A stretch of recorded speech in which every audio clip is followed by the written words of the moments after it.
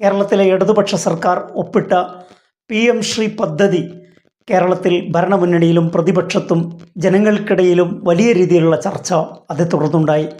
PM Shri പദ്ധതിയുടെ പ്രധാനപ്പെട്ട അടിസ്ഥാന വിയോജിപ്പിൻ്റെ വിഷയം വിദ്യാഭ്യാസത്തിൻ്റെ കാവ്യവൽക്കരണമാണ്.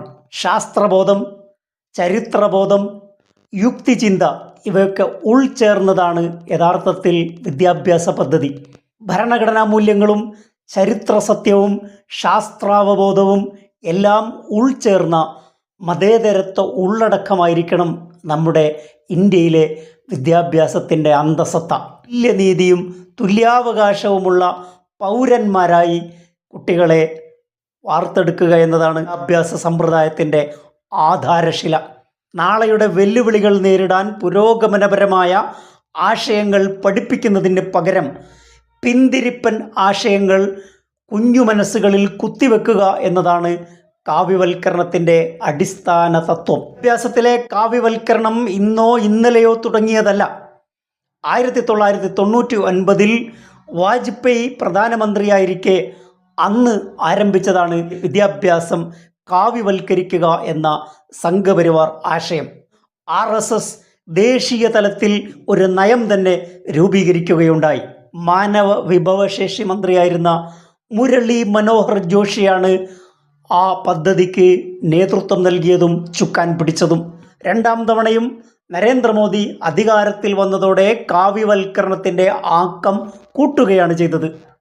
പാർലമെൻറ്റിൽ ചർച്ച ചെയ്യുകയോ പാസാക്കുകയോ ചെയ്യാതെ മന്ത്രിസഭ 2020 ജൂലൈയിൽ പാസാക്കിയ വിവാദമായ ഒരു പദ്ധതിയാണ് NEP എന്ന് പറയുന്ന നാഷണൽ എഡ്യൂക്കേഷൻ പോളിസി. പാഠ്യപദ്ധതിയിൽ NCERT വഴി കൃത്യമായി 2023 മുതൽ കേന്ദ്രം ഇടപെട്ടുകൊണ്ടിരിക്കുകയാണ്. 12ാം ക്ലാസ്സിലേക്ക് തയ്യാറാക്കിയ പാഠപുസ്തകം political science, politics in India since independence, സ്വാതന്ത്ര്യത്തിന് ശേഷമുള്ള ഇന്ത്യൻ രാഷ്ട്രീയം എന്ന് പറയുന്ന ഭാഗത്തു നിന്ന് ബാബരി മസ്ജിദ് തകർക്കപ്പെട്ടത് ബോധപൂർവം ഒഴിവാക്കുകയാണ് ഉണ്ടായത്. ബാബരി മസ്ജിദിൻ്റെ പേര് പരാമർശിക്കുന്നില്ല, അത് വെട്ടിമാറ്റുകയാണ് ഉണ്ടായത്. Recent developments in Indian politics എന്ന് പറയുന്ന ഭാഗത്ത് 8ാം അധ്യായത്തിൽ കമ്മ്യൂണലിസം, സെക്യുലറിസം, ഡെമോക്രസി എന്ന ഭാഗത്ത് അയോധ്യ ഇഷ്യൂ വിവരിക്കുന്നുണ്ട്. എവിടെയും ബാബരി മസ്ജിദ് എന്ന് പറയുന്നില്ല. A 3-dome structure was built at the site of Sri Ram's birthplace in 1528.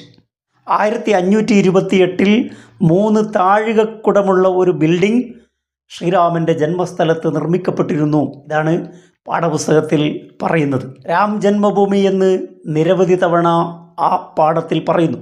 ക്ഷേത്രം നിർമ്മിക്കാൻ അനുമതി നൽകിയ സുപ്രീം കോടതി വിധി പാഠഭാഗത്ത് എടുത്തു പറയുന്നുണ്ട്. LK അദ്വാനി നടത്തിയ രഥയാത്രയും അതേ തുടർന്നുണ്ടായ കലാപവും ബാബരി മസ്ജിദ് ധ്വംസനവും പാഠഭാഗത്ത് നിന്ന് ഒഴിവാക്കി അവിടെ ഒരു പള്ളി നിർമ്മിക്കപ്പെട്ടു എന്ന കാര്യം തമസ്കരിക്കുകയും തിരസ്കരിക്കുകയും ചെയ്തിരിക്കുന്നു. സിലബസ് പരിഷ്കരിക്കുന്നു, ലഘൂകരിക്കുന്നു എന്ന് പറഞ്ഞ് 30% പാഠ്യഭാഗങ്ങൾ ഉള്ളടക്കം വെട്ടിച്ചുരുക്കുകയാണ് NCERT ചെയ്തത്.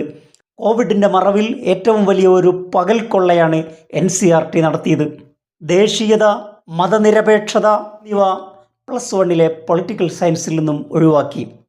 +2 നിന്ന് ആസൂത്രണ കമ്മീഷൻ, പഞ്ചവത്സര പദ്ധതി, സാമ്പത്തിക വ്യവസ്ഥയുടെ സ്വഭാവ വ്യതിയാനം ഇവയും നീക്കം ചെയ്തു.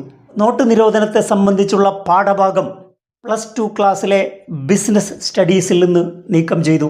എക്കണോമിക് സയൻസിൽ നിന്ന് വിദ്യാഭ്യാസ മേഖലയുടെ വളർച്ചയെപ്പറ്റി പ്രതിപാദിക്കുന്ന ഭാഗവും നീക്കം ചെയ്തു.